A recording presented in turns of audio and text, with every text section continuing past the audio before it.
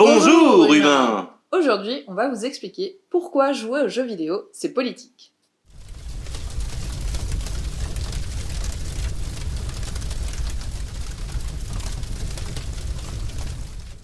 On avait envie de faire une petite série de vidéos pour parler du fait que certains types de médias sont encore aujourd'hui vus comme inférieurs à d'autres.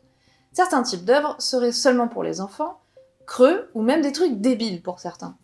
Dans ce monde civilisé plein de bienveillance, les jeux vidéo sont encore trop souvent considérés comme moins dignes d'intérêt et moins profonds que d'autres médias. Alors que le jeu vidéo, c'est le 10e art, il devrait être jugé comme un roman ou comme une peinture. À cause de cette image, beaucoup de personnes sous-estiment l'influence que peuvent avoir les jeux vidéo. Attention, on n'est pas en train de dire que les jeux vidéo de type FPS rendent violents, sont responsables des fusillades en masse ou je ne sais quoi. Ce n'est pas de l'hypnose et ça ne réécrit pas les schémas du cerveau des gens. On va tout de suite éliminer la théorie du complot.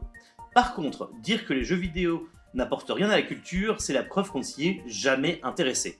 Comme n'importe quelle autre œuvre sur un autre support, les idées contenues dans un jeu peuvent avoir de l'influence sur notre manière de voir le monde, mais aussi nous faire réfléchir sur ses mécanismes et donc peut le changer. Et c'est aussi ça, être politique. Ce n'est pas seulement parler de nos instances dirigeantes, mais avant tout parler de la société, du monde dans lequel on vit. Commençons par un petit tour historique. L'histoire des jeux vidéo nous permet de voir que les liens avec la politique étaient là depuis le début. Les premiers jeux étaient un prétexte pour démontrer une amélioration technologique. Ils étaient fabriqués en laboratoire de recherche. C'était une démonstration de puissance informatique, une ressource déjà stratégique à l'époque. Les liens entre l'armée américaine et les jeux vidéo ont toujours été étroits. La première console destinée au grand public, la Magnavox Odyssey, avait été créée pour servir à la formation militaire. Le premier jeu à sortir des laboratoires de recherche, ici le MIT, était Space War, un jeu de simulation de bataille entre vaisseaux spatiaux en pleine conquête spatiale. C'était en 1962 et c'est le Pentagone qui l'a financé. La plupart des jeux d'arcade les plus populaires ont d'ailleurs été produits pendant la guerre froide. Sur le même modèle que Space War, beaucoup allaient carrément dans le sens de l'armée. On peut citer Missile Command qui surfait sur l'angoisse de la guerre nucléaire, ou Battlezone qui a carrément eu droit à une version améliorée produite spécialement pour l'armée américaine pour servir d'entraînement. C'est loin d'être le seul d'ailleurs. On pourrait aussi parler d'exemples plus récents, comme America's Army, sorti en 2002, ou Start Thinking Soldier, la même chose, mais côté Angleterre. Et ça continue aujourd'hui. Suite à la baisse d'enrôlement, l'armée a annoncé en 2018 vouloir envoyer des délégations dans les tournois de e-sport. En pleine partie de Fortnite, vous pourriez croiser un militaire chargé d'apporter le message de l'armée américaine à vos petites oreilles. Au-delà de la propagande directement pour l'armée, la plupart des FPS ont la même idéologie. En résumé, les Américains sont les gentils. Franchement, j'ai pas besoin de vous donner d'exemples plus précis, ce sont tout simplement les plus connus. Plus inquiétant, certains jeux tentent même de réécrire l'histoire.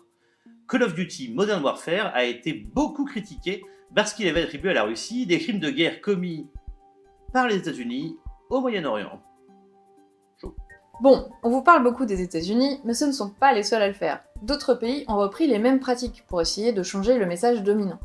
En 2001, Under Ash, un jeu syrien, est sorti en présentant les Palestiniens comme de gentils combattants pour la liberté faisant face aux forces armées israéliennes.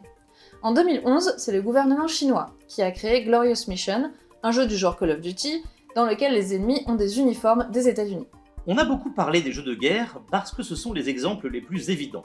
Mais ce n'est pas le seul genre politisé, loin de là. On peut aussi parler des jeux de stratégie et de gestion en général.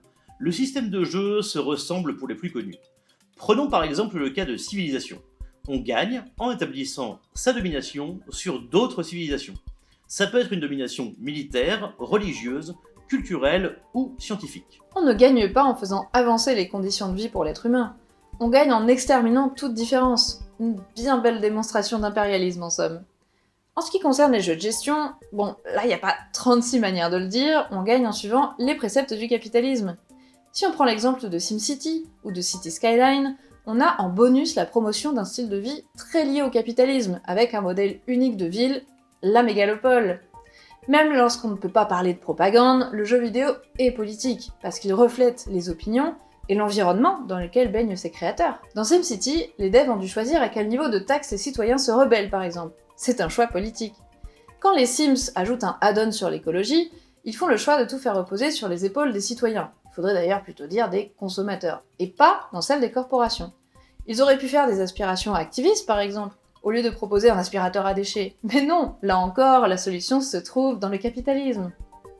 Pendant mes recherches sur le sujet, on m'a parlé de Sim Earth, sorti en 1980. Un jeu de stratégie où il faut gérer sa population sans conquérir les autres, régler les problèmes du monde, créer de l'énergie propre et éradiquer la faim dans le monde. Un contre-exemple, c'est top, j'ai trop envie d'y jouer à celui-là maintenant. Dans un style radicalement différent, on peut aussi parler des jeux qui parlent de système politique. L'exemple le plus marquant pour moi est Frostpunk. C'est un jeu qui se déroule dans un univers post-apocalyptique où une ère glaciaire a quasiment décimé toute la population mondiale. Avec quelques survivants, le but est de créer et de diriger une ville. Très vite, on est confronté à des choix très compliqués en tant que dirigeant. Par exemple, faut-il permettre le travail des enfants pour améliorer la productivité et donc les choix de survie ?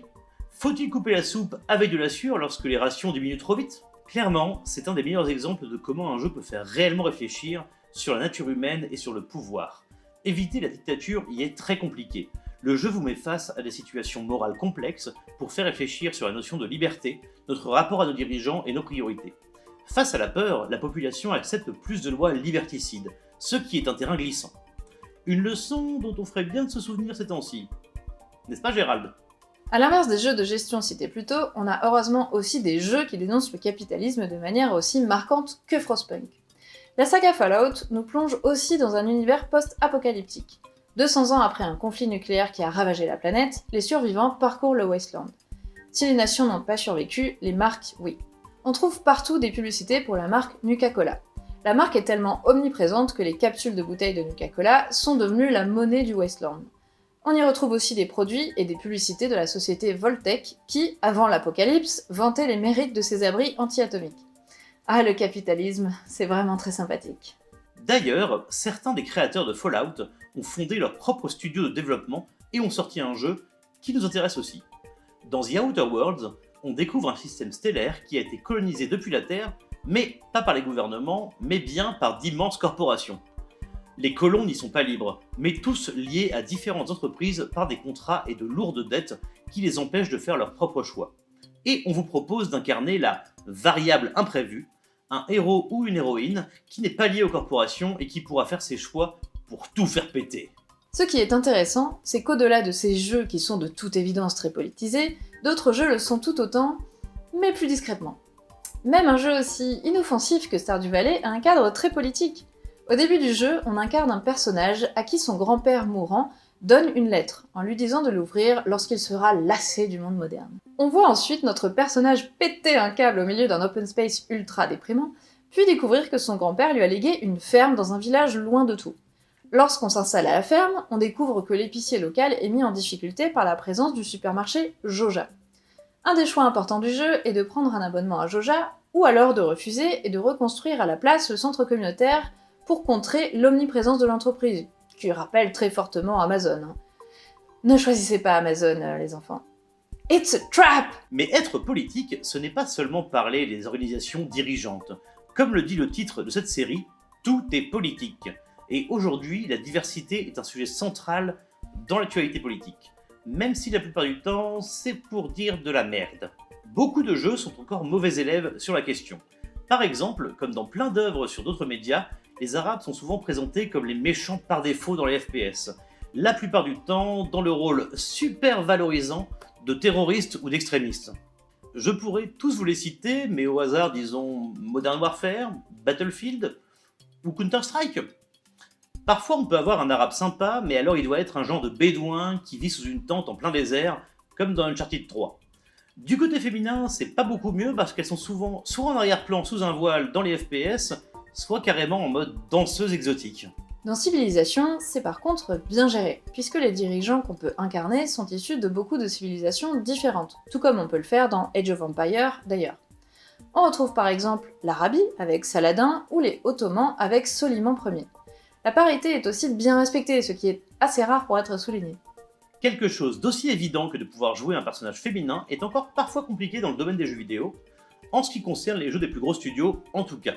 Pour Assassin's Creed Odyssey par exemple, il ne devait y avoir au début qu'une héroïne, mais la direction du studio Ubisoft a fait pression pour qu'il y ait aussi la possibilité de jouer avec un personnage masculin. C'est encore pire quand on a un personnage qui est lesbienne comme Ellie dans The Last of Us 2. Dans le même jeu d'ailleurs, le personnage d'Abby a fait polémique parce qu'elle a un physique parfaitement logique pour une combattante dans un monde post-apocalyptique. Mais suis-je bête? Une femme qui n'est pas sexy dans un jeu vidéo? Mais quelle drôle d'idée! Finalement, ce sont dans les jeux vidéo family-friendly qu'on retrouve le plus d'ouverture d'esprit. Dans la toute première présentation des Sims 1, à l'édition 1999 du salon de l'E3, on retrouvait un baiser entre deux femmes. Le fait de pouvoir épouser des personnages du même sexe alors que c'était encore interdit dans la plupart des pays du monde était très avant-gardiste.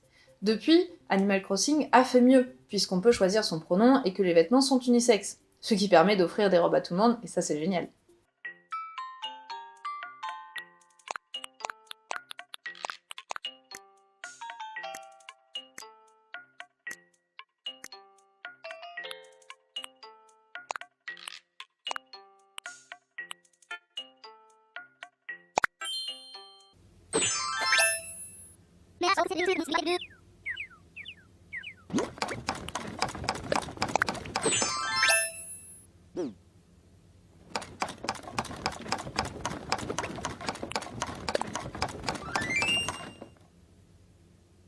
On peut également citer Pokémon Épée et Bouclier qui permet les mêmes choses et qui offre enfin la possibilité de choisir la couleur de peau de son personnage.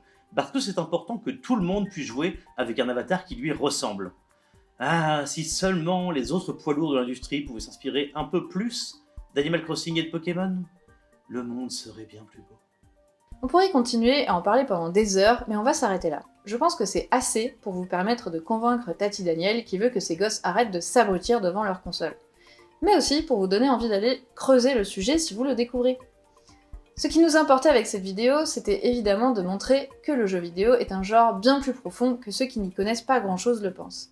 Mais aussi de souligner que toute œuvre est imprégnée de la société dans laquelle elle a été créée, qu'elle est influencée par l'idéologie en laquelle ses créateurs croient, et même par les croyances de celui ou celle qui reçoit cette œuvre. En résumé, tout est politique. La prochaine fois, on s'attaque aux comics. En attendant, n'hésitez pas à nous donner en commentaire des noms de jeux vidéo que vous trouvez intéressants, et si vous souhaitez poursuivre la discussion, rejoignez-nous sur notre serveur Discord.